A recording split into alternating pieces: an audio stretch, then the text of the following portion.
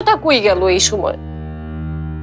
ও কেমন করে যে আব্বুকে ম্যানেজ করে ফেলে, আমি তো পারি না।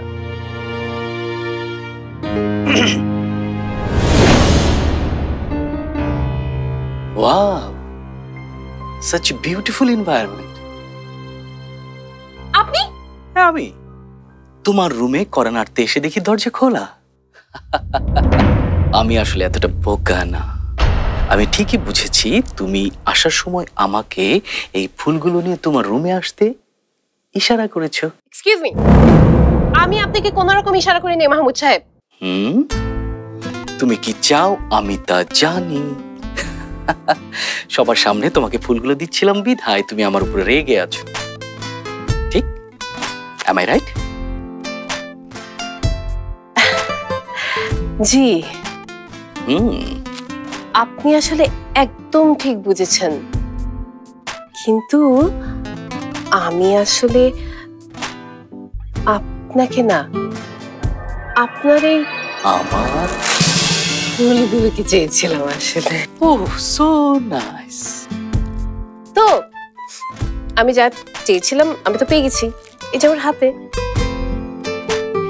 তাহলে আপনি এখন কি? আপনি এখন তাহলে আমি চলে যাব? জি আপনি চলে যান। আপনি আমাকে ভুল বুঝুন না, মানে বুঝেন না, ওই যে বিয়ের আগে আপনি আমার ঘরে এসেছেন, এটা যদি মানুষজন দেখে। ও মাই গড, সরি, আমি বুঝতে পারিনি। যাচ্ছি। হ্যাঁ,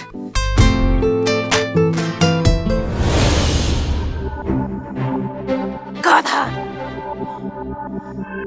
যেভাবেই হোক আমার আব্বুকে বলতেই হবে।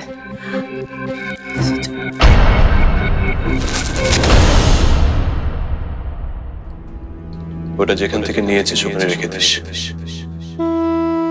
আর তুই যা জেনেছিস সেটা কোনোদিন কাউকে বলবি না, বিশেষ করে মা এবং বাবাকে। শশী, পড়ছিস মা? এই তো মা।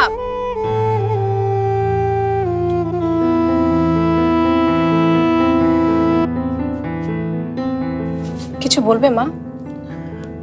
রুমি কি ফোন করেছিল? তপুর মায়ের কি অবস্থা জানতে পেরেছিস? হ্যাঁ মা, ভাইয়াকে ফোন দিয়েছিলাম।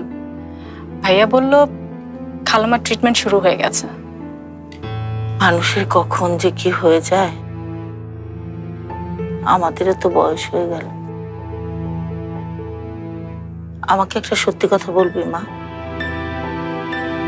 আমার রুমির কি হয়েছে? ভাইয়ার আবার কি হবে? ভাইয়া তো ভালোই আছে। মেয়েটা কে রে?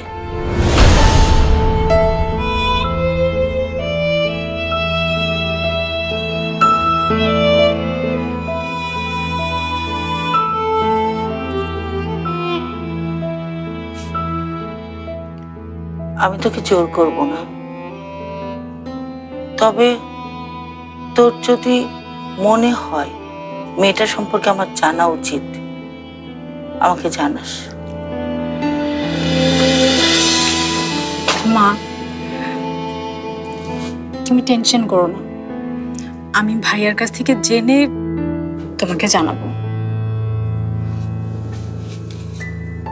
ঠিক আছে।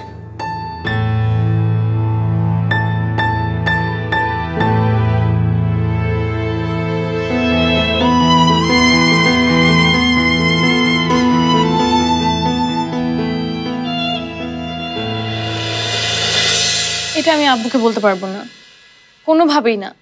আব্বু খুব কষ্ট পাবে। আর আমি যে সারা জীবন আগুনে জ্বলতে থাকবো সেটা? তাও বলতে পারবো না আব্বু। আচ্ছা ঠিক আছে,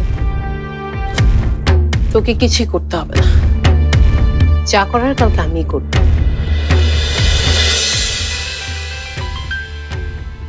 শশী, হ্যালো, তোর সাথে আমার একটু জরুরি কথা আছে, তোর কি সময় হবে? বল।